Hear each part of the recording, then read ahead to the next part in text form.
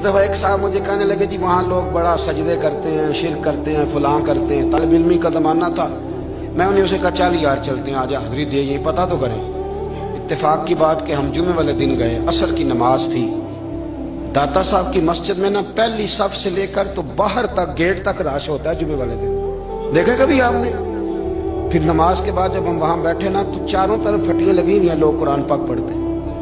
اگر کوئی ایک آدمی ہزاروں میں سے غلط کام کرے بھی تو وہ داتا صاحب نے تو نہیں نہ کہا اسے۔ میں کہتا ہوں تمہیں وہاں جاہل بندے تو نظر آتے ہیں، تو جو وہاں سارا دن قرآن پڑھا جاتا ہے وہ نہیں نظر آتا؟ جو وہاں حدیث پاک کا درس ہوتا ہے وہ نہیں دکھائی دیتا؟ وہ جہاں ہزاروں مزدور جو لاہور کے کوئی کہیں مزدوری کرتا ہے، کہیں مزدوری کرتا ہے، روٹی اسے داتا صاحب کے آستانے سے مل جاتی، اور وہاں بیٹھ کے لوگ اپنا گزارا کر لیتے ہیں۔ یہ تمہیں کیف نہیں نظر آتا؟ یہ رنگ نہیں تمہیں دکھائی دیتا؟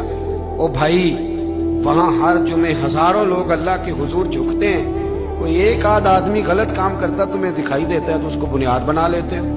ہم جس دن گئے نا اس بندے کو تو ہم بیٹھے رہے مغرب تک، پر ایک بندہ بھی سجدہ کرنے والا نہیں ملا۔ میں نے کہا تو کہتا تھا لوگ قبر کو سجدہ کرتے ہیں، یہ تو سارے اللہ کو کر رہے ہیں، یہ تو سارے قرآن شریف پڑھ رہے ہیں، اور تو دعاؤں میں لگے ہوئے۔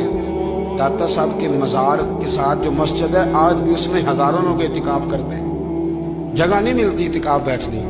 بھائی کیا بات کرتے، وہ تو دنیا سے چلے بھی گئے تو پھر بھی لوگوں کو اپنے مزار پر نمازیں ہی پڑھوا رہے ہیں، قرآن ہی پڑھوا رہے ہیں، جمعے ہی ہو رہے۔ درس داتا صاحب کے مزار پر مدرسہ قائم ہے، جامعہ اجمیریہ، درس